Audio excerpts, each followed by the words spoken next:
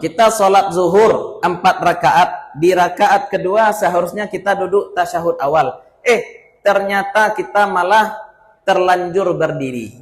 Contoh, makan tidak boleh kembali duduk. Ya, kalau tarbiyah baca kunut, kalau Muhammadiyah tidak baca kunut. Ini di akar rumput. Tapi kalau orang ulama, orang-orang alim, ini tidak jadi masalah, Pak, Ibu-ibu. Ya, kita memang sulit menemukan sosok-sosok seperti Bu Hamka sekarang. Kalau dia sholat di masjid yang berkunut, berkunut. Kalau sholat di masjid yang tidak berkunut, tidak masalah. Janji Indonesia. Orang cie rayo, di Makkah tuh sekali rayo, di Malaysia sekali rayo, di Brunei sekali rayo, orang tidak bercakap. Dia gih 2 rayo malah. Kan janji ya. Assalamualaikum warahmatullahi wabarakatuh. Alhamdulillahilladzi arsala rasulahu bil huda wa dinil haqqi liyudhhirahu 'ala ad-dini kullihi wa kafa billahi shahida. Ashhadu an la ilaha illallah wahdahu la syarikalah wa ashhadu anna Muhammadan 'abduhu wa rasuluh. Allahumma salli wa sallim wa barik ala hadzal nabiyyil karim wa ala alihi wa sahbihi wa man tabi'ahum bi ihsanin ila yaumiddin. Fanawaina ta'alluma wa ta'lim wa naf'a wal intifa' wal ifadata wal istifadah wal hatha ala tamassuki bi kitabillahi ta'ala wa bi sunnati nabiyhi sallallahu alaihi wasallam wa du'a ila al-huda wa dilalata ala al-khair ibtigha'a mardatillahi wa sawabihi wa qurbih. Allahumma 'allimna ma yanfa'una wanfa'na bima 'allamtana wa zidna ilma. Bapak-bapak, ibu-ibu, para jamaah yang dimuliakan Allah, kita lanjutkan kembali kajian pekanan kita dalam ilmu fikih memakai kitab Fikih Manhaji karya Dr. Mustafadib Al-Bugha. Pada pertemuan sebelumnya kita sudah tuntaskan rukun-rukun salat. Kita sudah tuntaskan rukun-rukun salat. Dan perlu kita benar-benar perhatikan ya, rukun-rukun salat ini tidak boleh tinggal sama sekali. Disebut rukun karena memang dengan rukun itulah salat dilaksanakan. Wajib rukun itu ada pada salat. Tapi andai ada orang yang melaksanakan salat dan yang dia lakukan cuma rukun-rukunnya saja, memang salatnya itu sah, akan tetapi tidak mendapatkan pahala fadilah. Sekedar pahala pelepas hutang saja. Kalau kita ingin dapat pahala sempurna, maka sholat yang kita lakukan itu juga semestinya dilakukan dengan melaksanakan pula sunnah-sunnahnya. Kita tinggalkan pula makruh-makruh di dalam sholat. Maka malam hari ini kita bahas mengenai sunnah-sunnah sholat. Sunnah-sunnah ini kalau rumah umpama cat. Kalau rumah lah ya umpama cat, umpama keramik. Rumah hendak berkeramik bisa ditinggali, bisa juga. Rumah hendak dicat bisa ditinggali, bisa juga. Tapi hendak indah, hendak cantik, hendak sempurna. Itu sunnah. Kalau rukun apa? Dindingnya, tonggaknya, lantainya, itu rukun sholat. Sekarang penyempurna. Bagaimana caranya agar sholat kita itu dapat membawa kita kepada pahala fadilah, pahala yang banyak. Beramal tu balabo. Nah, itu yang akan kita bahas malam ini. Ya.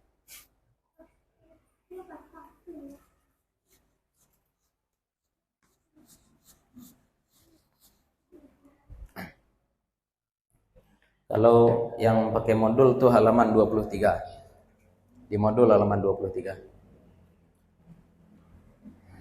Sunnah salat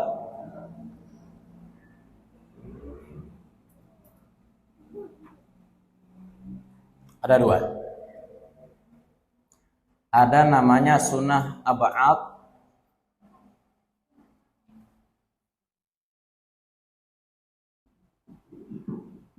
Ab'ad. Ada lagi namanya sunnah hayat. Hayat.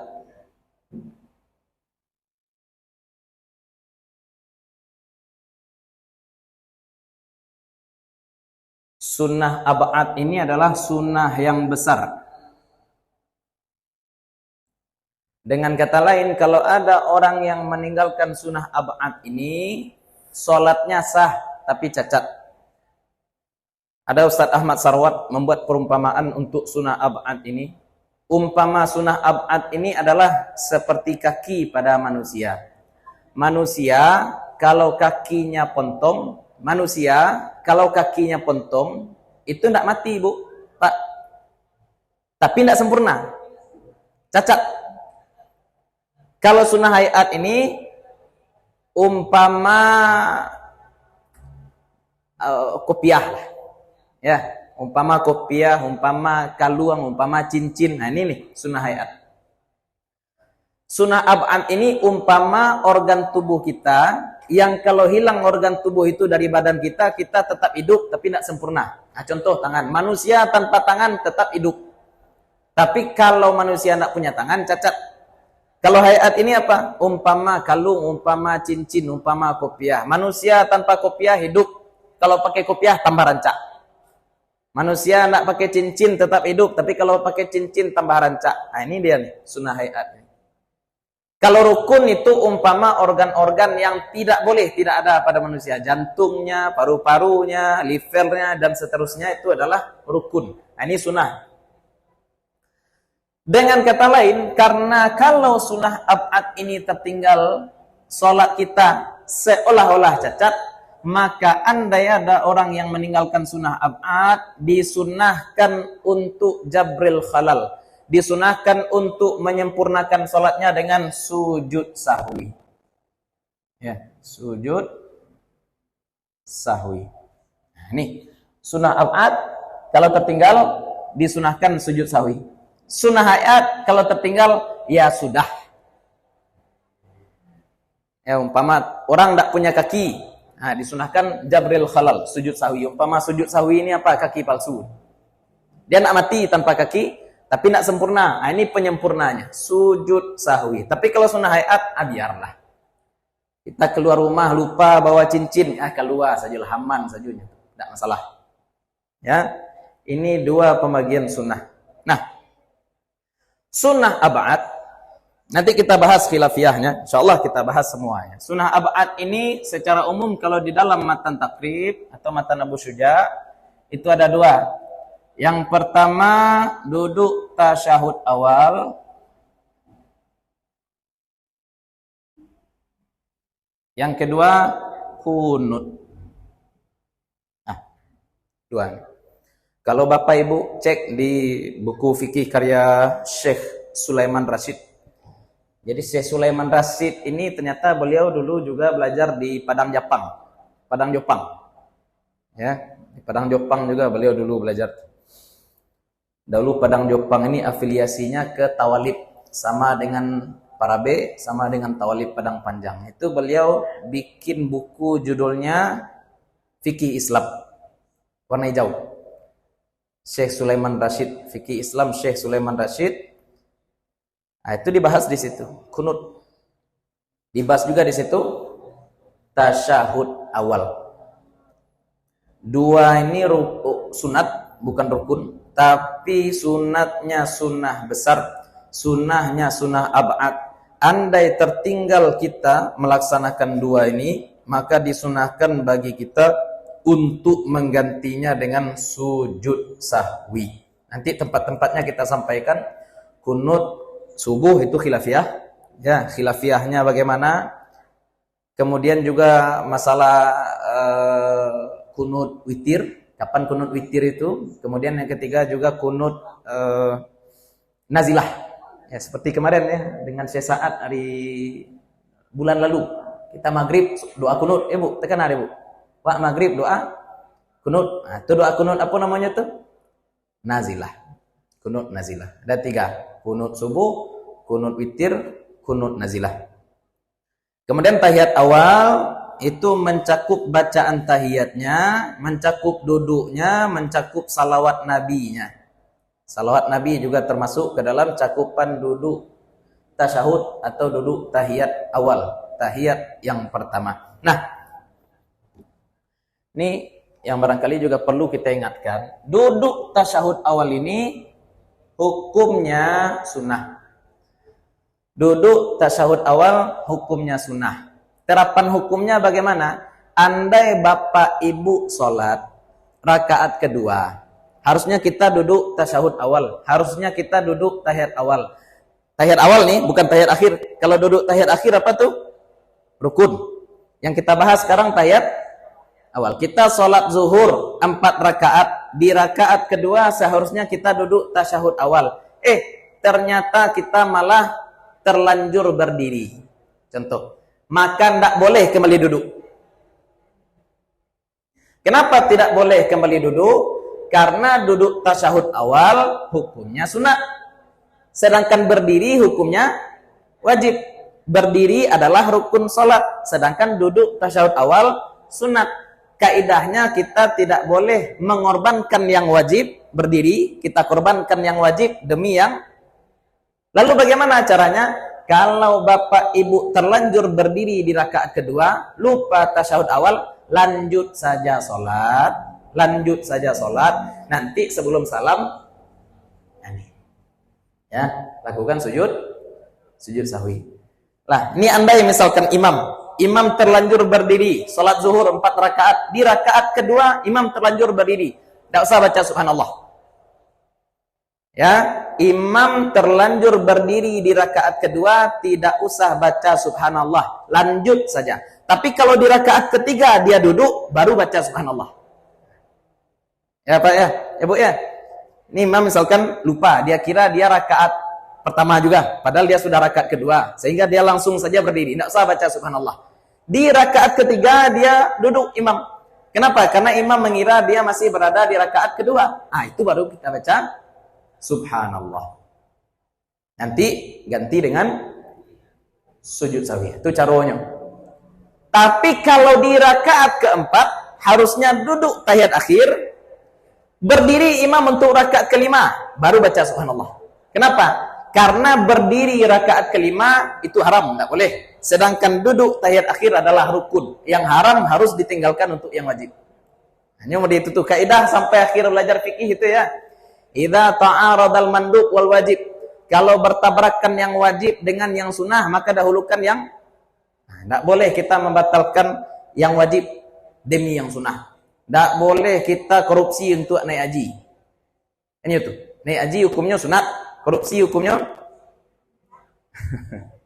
Anda boleh ada ya. Itu tentang tasyahud awal. Terkait sunnah hayat, nanti kira-kira gambarannya ada sunnah hayat yang dilakukan sebelum sholat. Ada sunnah yang dilakukan saat sholat, ada yang dilakukan sesudah sholat. Nanti di sini insya Allah kita akan bahas juga doa sesudah sholat, apakah disunahkan atau tidak, doanya bersama-sama atau sendiri-sendiri, doanya dengan suara keras atau suara sir. Di sini kita bahas. Bukan banyak orang bercakap saja kok. Ana orang banyak cakap, kocek. Cakap orang. Kocek. Cakap orang. Ya, apa yang dilakukan ba'da sholat, setelah sholat. Kita belajar nih gunanya untuk apa ya? Salah satunya untuk tahu apa yang akan kita amalkan. Fungsi lainnya agar kita bijak ketika mendapati ternyata amal orang tidak sama semua dengan amal kita. Ya, maka kita bahas insya Allah semuanya. Mudah-mudahan terburu ya. Mudah-mudahan letak aja malam ini kita bahas sunnah yang pertama dulu, sunnah aba'ad. Terkait duduk tasyahud awal, ini tidak ada khilaf. Dalilnya adalah dari Abu Daud. Nabi SAW katakan, فَإِذَا جَلَسْتَ فِي وَسَطِ الصَّلَاةِ فَاطْمَئِنَّ وَافْتَرِشْ فَخِذَكَ الْيُسْرَى ثُمَّ تَشَهَّدْ. Ada orang salat buru-buru, salat contoh ayam. Kemudian Nabi SAW suruh dia salat lagi. Masih juga tidak selesai salatnya, Nabi suruh dia salat kembali. Yang ketiga baru bertanya, di mana letak salah salat saya? Maka kemudian Nabi sampaikan kepadanya tata cara pelaksanaan salat. Salah satu yang disampaikan oleh Nabi adalah di pertengahan sholat engkau duduk, kemudian tumakninah. Duduknya duduk iftirash, kemudian bacalah bacaan tasyahud, at-tahiyatul mubarakat sampai habis. Itu duduk tasyahud yang pertama. Ustaz baca duduk tasyahud pertama tuh sampai innaka hamidum majid atau cuma sampai Allahumma sholli ala Muhammad? Kalau Bapak Ibu baca sampai innaka hamidum majid boleh. Tapi lagi-lagi tapi durasi duduk tasyahud awal tidak lebih panjang daripada durasi tasyahud akhir. Ya. Durasi duduk tasyahud awal itu tidak sepanjang durasi duduk tasyahud akhir. Tasyahud akhir lebih panjang daripada duduk tasyahud awal. Bagaimana cara meringkas tasyahud awal supaya tidak lebih panjang daripada tasyahud akhir? Kita cuma baca sampai Allahumma sholli ala Muhammad. Dia salawat Nabi yang jadi inti. Ya, Allahumma sholli ala Muhammad wa ala ali Muhammad, itu salawat kepada keluarga Nabi, bukan kepada Nabi. Yang menjadi inti adalah salawat Nabi. Allahumma sholli ala Muhammad, berdiri kita lagi. Kenapa? Karena duduk tasyahud awal tidak lebih panjang daripada duduk tasyahud yang terakhir, tasyahud yang kedua. Jadi kita tanya orang tasyahud awal kok sampai Allahumma sholli ala Muhammad. Tasyahud akhir kok sampai innaka hamidum majid. Itu alasan. Ya, durasi.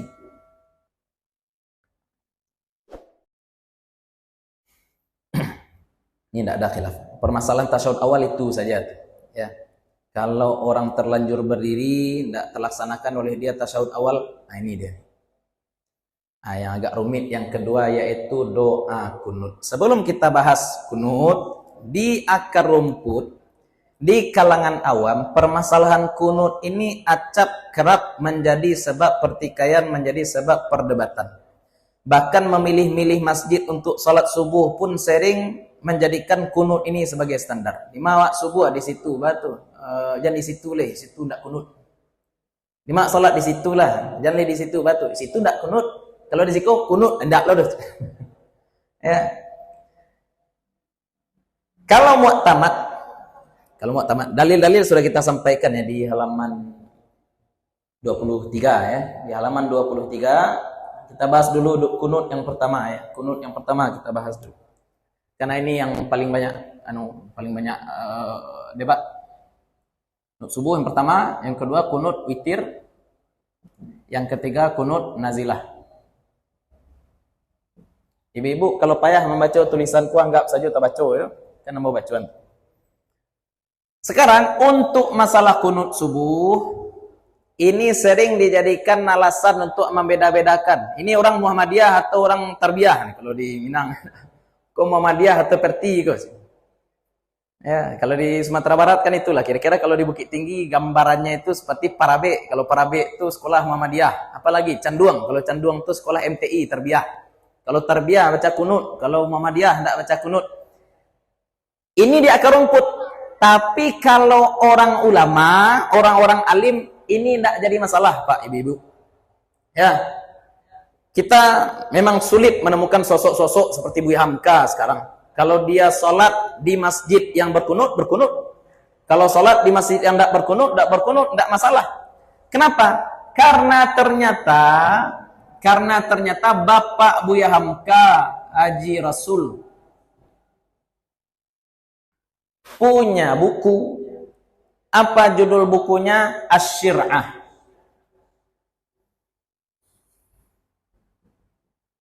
Asy-Syir'ah. Judulnya panjang sebenarnya. Asy-Syir'atu ya firrat di alaman qala bi annal jahra bil basmalati wal qunuta fi subhi bid'ah. Panjang.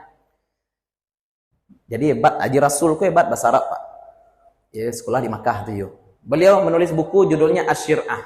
Apa itu syir'ah? Buku yang membahas, yang menjadi bantahan terhadap orang-orang yang mengatakan bahwa salat membaca basmalah secara jahar dalam salat ataupun kunut dalam salat subuh bid'ah. Yang membela justru orang Muhammadiyah.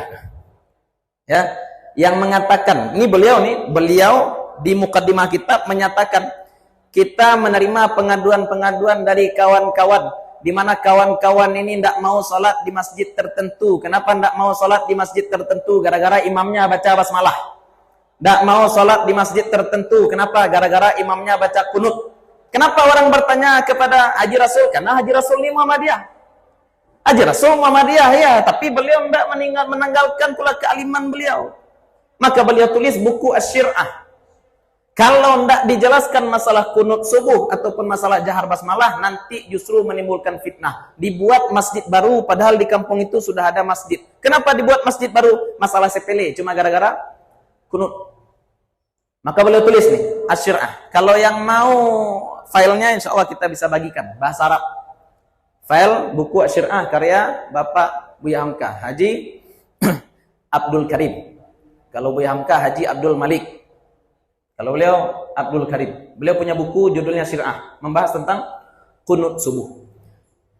Ya, jadi jangan ini lagi-lagi dijadikan sebagai alasan. Oh, aku Muhammadiyah, aku enggak Muhammadiyah, aku beda kelompok juga, aku sama kelompok juga. Itu tuh dangkal mana? Banyak masalah nan kawak kaji orang hebohnya di siku juga. Ya. Banyak masalah yang akan kita kaji tapi orang stuck di sini. Stuck di sini. Ya, nak maju-maju kita. Oleh ulama dulu sudah selesai, kita congkel-congkel lagi masalah yang seharusnya tidak jadi permasalahan. Nah, kita baca dulu dalil. Dalil utama pelaksanaan doa kunut. Kalau tasyahud kan sudah tadi. Dalil utama pelaksanaan doa kunut adalah hadis riwayat Anas bin Malik. Ini diriwayatkan oleh Imam Ahmad dan selain beliau. Juga diriwayatkan oleh Imam Bukhari tapi dengan redaksi yang lain. Kalau yang dari Imam Ahmad itu Anas bin Malik berkata, "Mazala Rasulullah sallallahu alaihi wasallam yaqnutu fi subhi hatta faraqat dunya." Senantiasa Rasulullah berkunut dalam salat subuh sampai beliau meninggalkan dunia. Dalam riwayat Imam Bukhari dan Imam Muslim dikatakan juga, masih juga dari Anas bin Malik, ditanya kepada beliau apakah Nabi SAW berkunut pada salat subuh, beliau jawab iya. Kemudian beliau ditanya lagi apakah beliau berkunut sebelum ruku. Nah, ini masalah lagi. Ini perbedaan Syafi'iyah dengan Malikiyah. Imam Malik mengatakan kunut subuh ada tapi sebelum ruku. Ya, dalam mazhab Maliki kunut subuh itu dilakukan sebelum ruku. Tapi kalau dalam mazhab Syafi'i, kunut subuh dilakukan ketika i'tidal atau setelah ruku. Setelah ruku. Nah, ada lagi riwayat juga dalam Sahih Muslim yang menyatakan bahwasanya Nabi SAW tidak berkunut. Nah, ini ulama ketika mendapatkan dua riwayat berbeda ini, bapak-bapak, ibu-ibu, bagaimana cara menyikapinya? Di satu hadis kita temukan Nabi berkunut, di hadis lain kita temukan Nabi tidak berkunut. Itu mana akan kita pakai? Ya, ini dibutuhkan bijak-bijak kita. Dibutuhkan bijak-bijak kita. Kalau tidak pandai kita mengkaji, tidak usah, serahkan saja pada guru. Ma guru nan akan kita ikuti, tanya kepada guru tadi. Kita baca doa kunut atau tidak? Tanya. Ya, karena masing-masing baik itu berkunut ataupun tidak berkunut sama-sama punya dalil. Dan lagi-lagi kita katakan dua dalil itu sama-sama ada di Sahih Muslim. Jadi jangan diadu-adu nanti derajat riwayat ini segala macam sama-sama di Sahih Muslim kok dua-duanya. Ya, agak panjang itu kaji. Parabe itu berkunut, Pak.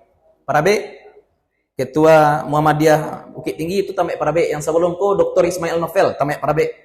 Yang sekarang udah gitu udah Gafnel, Datuk Abasa, Ketua PDM Bukit Tinggi itu juga tamat Parabe. Jadi beliau katakan kalau warna Muhammadiyah Bukit Tinggi beda aja pe kumbuah. Kok beda? Sebab Muhammadiyah di Bukit Tinggi banyak yang tamat Parabe. Dan di Parabe itu orang baca kunut. Ya beda warnanya itu. Dan memang tidak dipermasalahkan. Yang jadi masalah itu kalau misalkan tidak paham dalil-dalil syara kemudian bertikai. Ambo pernah bertikai. Tapi yang bawa galak saja. Ditanya dia apa ke Ustaz, ambo ya ndak bakunut. Tapi ambo ndak perlu anti je kunut. Ambo tahunya bahwa Nabi pun ada berkunut. Tapi kan Nabi berkunut ndak tiap hari Ustaz. Ada Nabi berkunut Ustaz, tapi Nabi kan tak tiap hari berkunut doh. Bakok banyak musajid kita nanti tiap hari berkunut. Kecik apa kok? Ambo jawab, Pak, Nabi pun Jumat subuh membaca ayat Alif Lam Mim sajadah. Tapi ndak tiap Jumat doh. Tapi ndak tiap. Kini musajid apa bakok tiap Jumat baca Alif Lam Mim sajadah. Itu cara istinbat, Pak. Sekali Nabi kerajuan sampai hari kiamatnya jadi sunnah. Awak mental Ibnu Umar ku agak kurang awak punya. Bahasa Ibnu Umar bahkan ketika malam berhenti beliau di sebuah pohon kayu. Kenapa beliau berhenti di sebuah pohon kayu? Apa kata beliau? Nabi pernah berhenti di pohon ini. Sahabat lain bertanya, Nabi kan berhenti siang-siang bataduah. Baku berhenti juangku di siko. Meniru Nabi badang. Yang meniru Nabi itu kemana ya? Hak ni ngayu cik.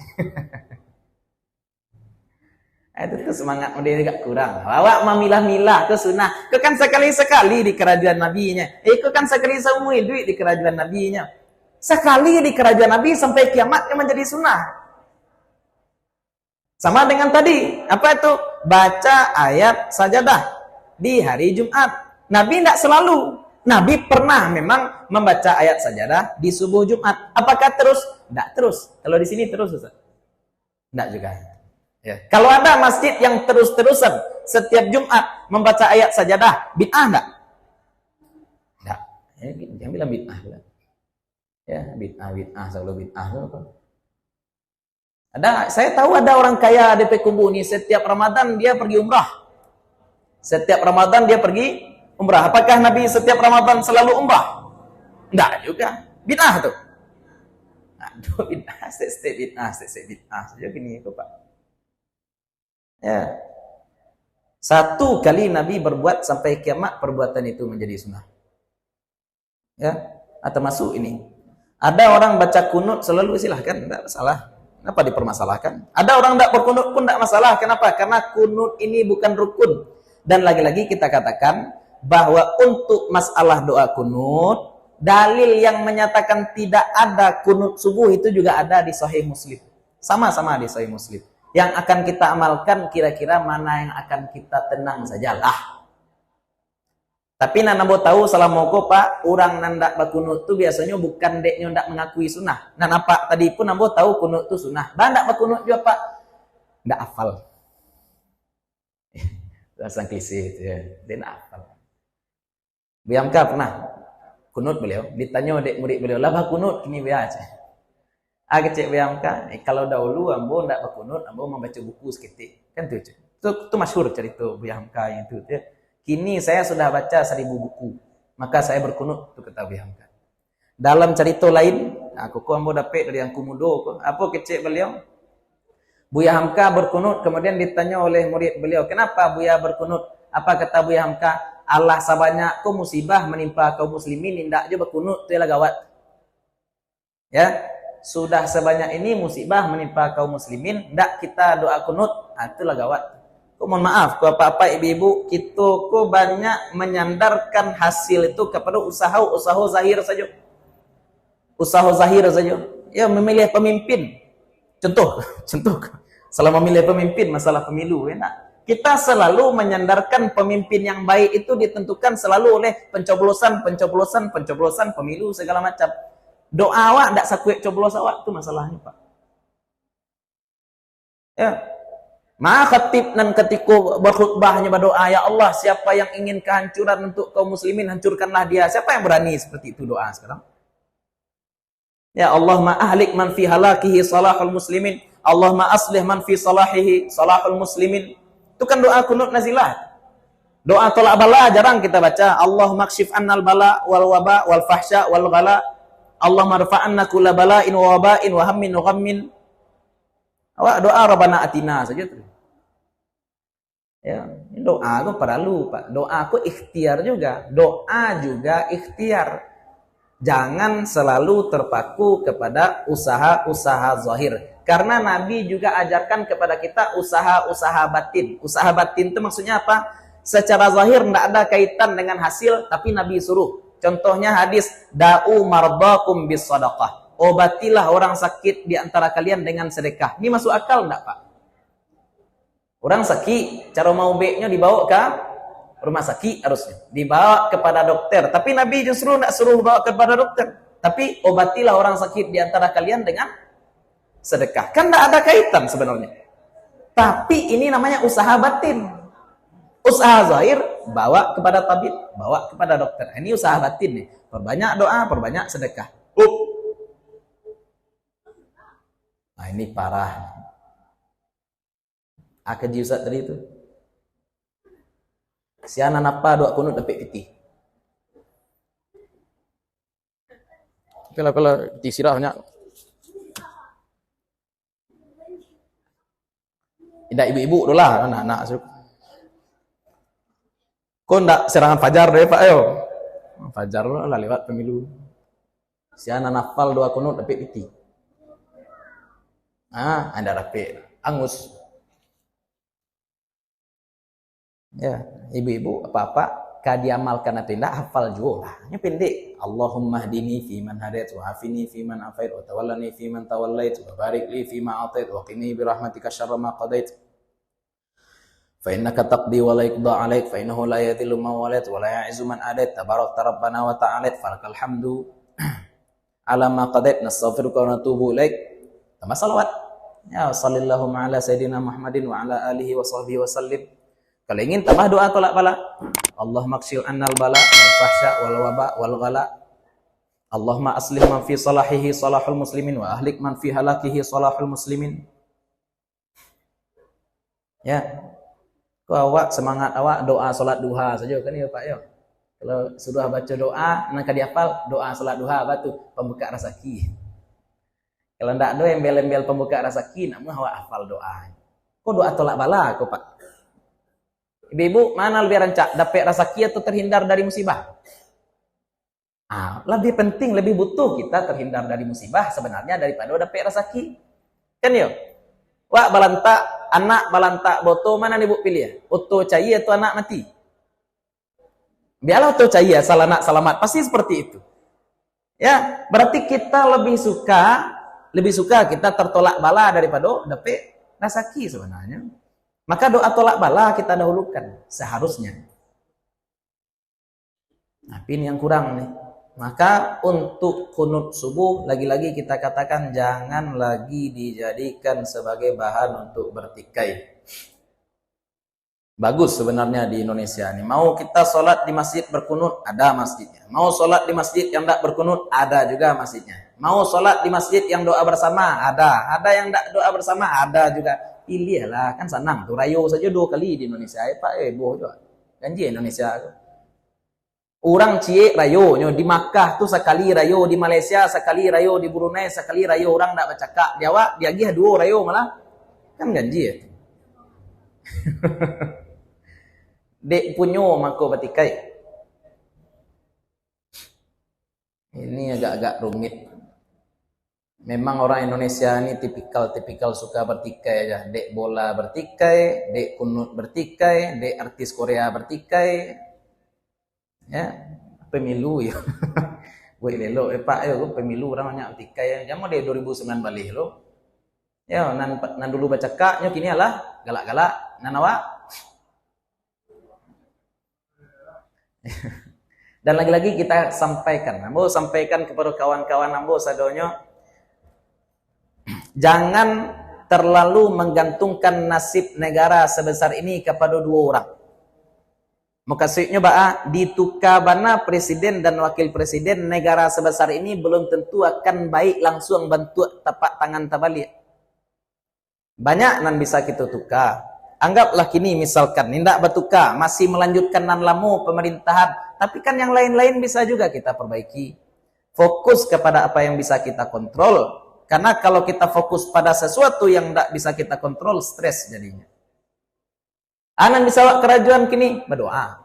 Doa kunut nazilah perlu. Ya, perlu doa kunut nazilah. Nah, itu doa kunut nazilah nomor 3. Nah, nomor 3 lah kita dahulukan dulu. Kunut nazilah adalah kunut yang dibaca ketika ada kejadian yang membutuhkan perhatian lebih dari kita.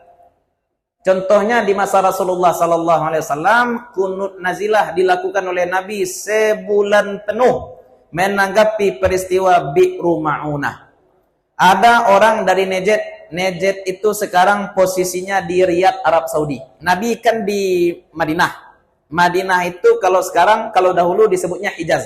Makkah, Madinah, Taif, Kuba itu disebut Hijaz. Ada lagi daerah sebelah timur dari daerah Hijaz, sebelah timur dari daerah Madinah. itu namanya Najd. Najd, An-Najdu, Najd. Kalau kita nyebutnya Najd, kalau orang Arab nyebutnya Najd. Jadi daerah Najd ini, orang-orang situ minta Nabi mengirimkan guru Al-Quran. Nabi sebenarnya khawatir, ini siapa yang akan dikirim, apakah selamat nanti di jalan, segala macam. Tapi dijamin, saya yang menjamin keselamatan sahabat Nabi dikirim ke Najd.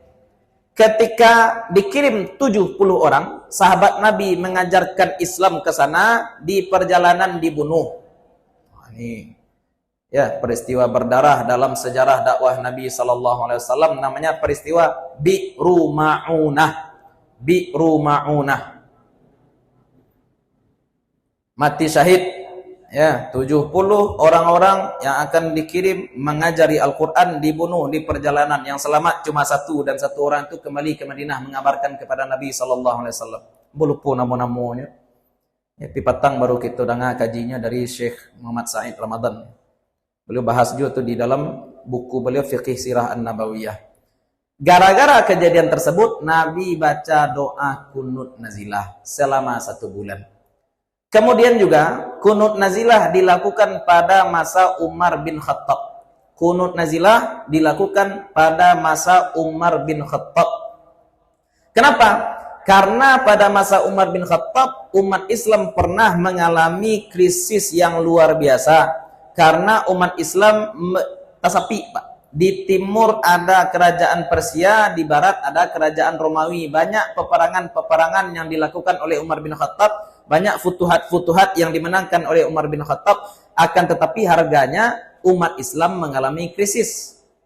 Karena umat Islam mengalami krisis, bahkan sampai-sampai ada yang mencuri di masa Umar, tidak dipotong tangan. Ada yang mencuri di masa Umar bin Khattab, tidak dipotong tangannya. Kenapa tidak dipotong tangan? Karena dia mencuri sebab darurat. Ya, darurat, memang paceklik, memang krisis. Itu nan doa tadi itu ya. Allahumma kshif anna. Itu tuh kunut Umar bin Khattab. Coba bapak-bapak cek saja nanti kalau ingin bacaan doanya seperti apa, cari saja di Google kunut Umar bin Khattab. Ya, kunut Umar bin Khattab. Memang kunut Umar bin Khattab itu lebih kepada mengangkat ghala, krisis moneter. Kalau kunut Nabi SAW tadi nazilahnya adalah menghancurkan orang yang benci Islam. Kalau doa menghancurkan orang yang benci Islam itu yang kita sebutkan tadi. Allahumma ahlik man fi halakihi salahul muslimin. Ya Allah, hancurkanlah orang yang kalau dia hancur, umat Islam menjadi baik. Kalau doa kunut Umar, doa tolak bala, doa tolak krisis. Allahumma kshif annal bala wal ghala wal fahsya wal waba. Ya Allah, singkirkanlah dari kami apa? Wabah. Ya, bala. Fahsya, perbuatan maksiat. Ghala, krisis moneter. Nyo AA belakang sadunya. Ya. Al-bala, waba, fahsya, ghala. Itu musibah semua itu. Kita doa nazilah. Itu bisa jadi doa itu bergantung imam juga boleh. Contohnya imam menambah doa Allahumma ansur ikhwanana fi Palestin, boleh. Ya Allah, tolong bantu kawan-kawan kami di Palestina, itu boleh. Itu juga nazilah. Kenapa? Karena memang aslinya kunut nazilah ini dilakukan sesuai dengan momennya. Apa momen? Kalau kita barangkali sekarang bapak-bapak ibu-ibu tambah kunut nazilah, ya Allah berikanlah kepada kami pemimpin yang takut kepada Engkau dan sayang kepada kami. Kalau kita baca ya Allahumma la tusallit alaina man la yakhafuka wa la yarhamuna, ya Allah jangan karena kami banyak dosa Engkau pimpinkan kepada kami orang yang tidak takut kepada Engkau dan tidak sayang kepada kami. Ini doa langka, jarang orang baca nih Pak ya. Kita tuliskan. Ini ulang-ulang lah. Karena rasa-rasanya kita mau memanipulasi data KPU kan enggak bisa ya. Tapi berdoa bisa. Apa doanya? Allahumma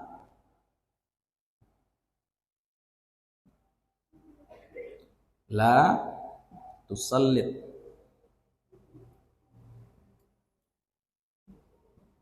alaina man la yakhafuka wala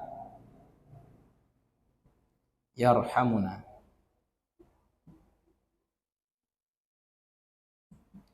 Ya Allah, jangan Engkau pimpinkan, ya, pimpinkan atas kami,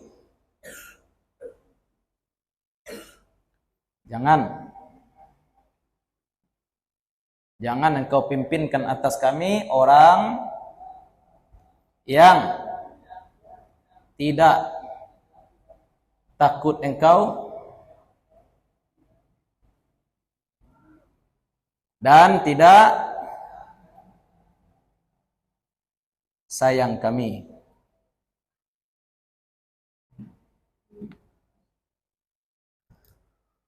Allahumma la tusallit alaina man la yakhafuka wa la yarhamuna. Allahumma la tusallit alaina man la yakhafuka wa la yarhamuna. Allahumma la tusallit alaina man la yakhafuka wa la yarhamuna. Ya Allah, jangan Engkau pimpinkan kepada kami, jadikan pemimpin kami orang yang tidak takut kepada Engkau dan tidak sayang kepada kami. Lagi-lagi kita katakan, ya ini silah kita ya, ad-du'a'u silahul mu'min. Doa itu senjata orang mukmin.